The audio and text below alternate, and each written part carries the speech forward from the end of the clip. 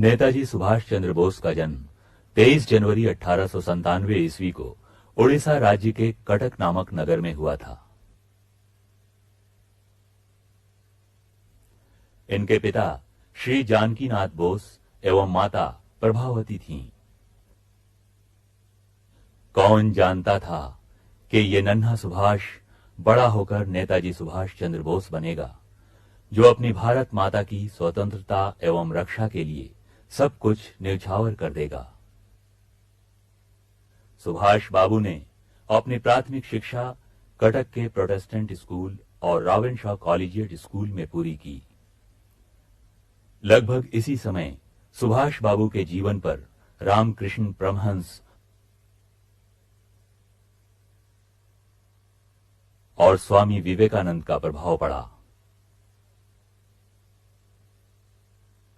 वो गरीबों के घरों में जाकर उनकी यथासंभव सहायता किया करते थे।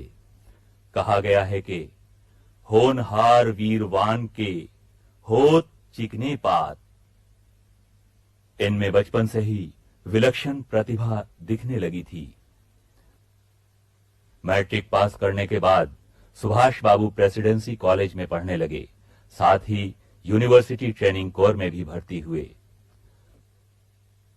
15 सितंबर 1919 को वो उच्च शिक्षा के लिए इंग्लैंड रवाना हुए और कैम्ब्रिज विश्वविद्यालय में दाखिला लिया।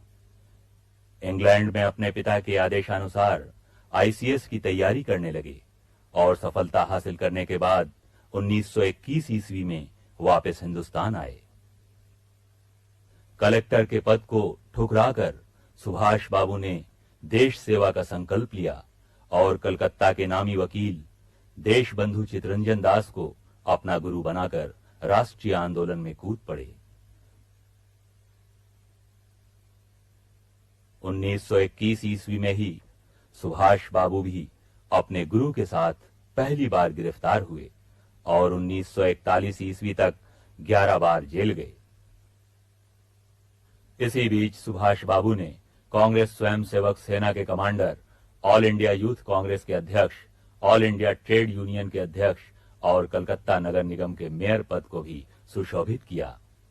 फिर ब्रिटिश सरकार के विरोध में एवं भारतीय स्वाधीनता आंदोलन के समर्थन में विभिन्न यूरोपीय देशों का दौरा करते हुए 1933 ईस्वी में बर्लिन पहुंचे और भाषण दिया।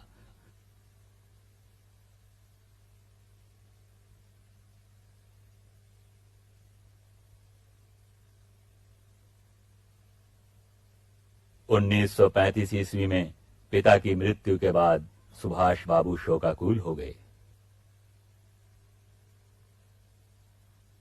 कांग्रेस कार्यकारिणी समिति की सभा में नेहरू, कृपलानी, सरोजनी नायडू, पटेल आदि प्रमुख नेताओं के साथ सुभाष बाबू ने कलकत्ता के वुडबर्न पार्क में भाग लिया।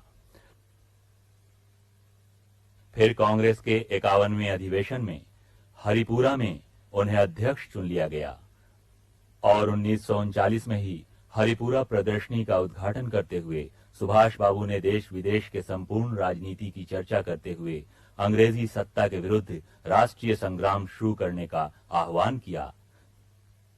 साथ ही गांधी जी से विचार विमर्श भी किया। अधिवेशन से लौटने के बाद कलकत्ता में लोगों की अपार भीड़ ने सुभाष बाबू का अभिनंदन किया।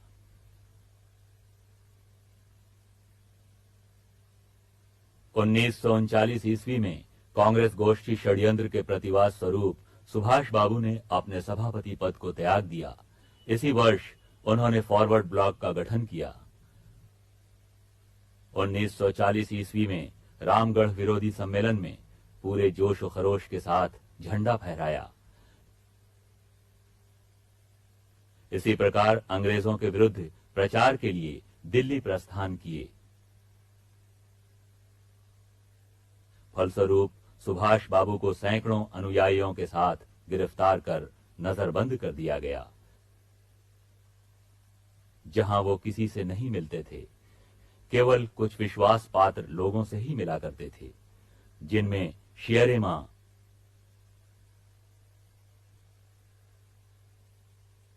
भाई शरद बोस और मेयर सिद्दीकी प्रमुख थे।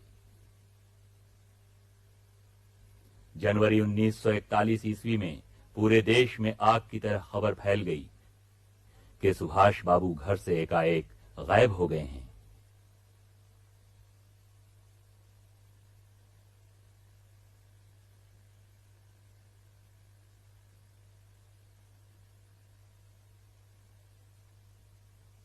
सुभाष बाबू भेष बदलकर पेशावर होते हुए काबुल, फिर रोम और बर्लिन पहुंचे। मिस्टर क्रोगनर के नाम से जर्मनी में प्रवेश किया और पनडुब्बी से सिंगापुर पहुंचे। 4 जुलाई 1943 ईस्वी में सिंगापुर में आजाद हिंद फौज के नेतृत्व का भार रास बिहारी बोस ने सुभाष बाबू को सौंपा। अब सुभाष बाबू आजाद हिंद फौज के द्वारा अंग्रेजों के विरुद्ध लड़ाई की तैयारी में लग गए और हिंदुस्तानियों को अंतिम मुक्ति युद्ध अभियान में शामिल होने का आह्वान किया। सिंगापुर में झंडा फहराया और आजाद हिंद सरकार का विधिवत गठन किया, जिसमें झांसी की रानी लक्ष्मीबाई के नाम पर एक स्त्रियों की सैनिक टुकड़ी भी थी, जिसमें अंग्रेजों के विरुद्ध युद्ध का प्रशिक्षण दिया जाता था। सुभाष बाबू से बाल सेना के किशोर योद्धा अस्त्र ग्रहण कर देश की आजादी के लिए आत्मसंकल्प किया।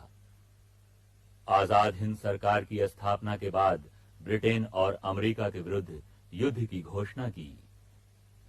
9 देशों ने इस सरकार को स्वीकार कर लिया।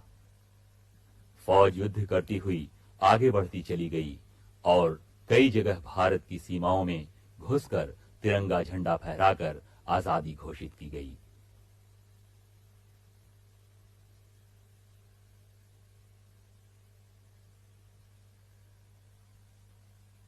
इस तरह पूरे देश में आजादी की एक लहर दौड़ गई।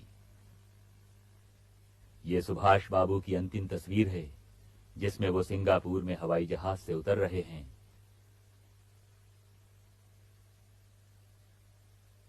इसके बाद उनकी कोई भी तस्वीर उपलब्ध नहीं है, क्योंकि 17 अगस्त 1945 को नेताजी हवाई जहाज से रवाना हुए और इसके बाद 22 अगस्त 1945 को टोक्यो रेडियो ने यह दुखद समाचार सुनाया कि हवाई दुर्घटना में नेताजी का निधन हो गया।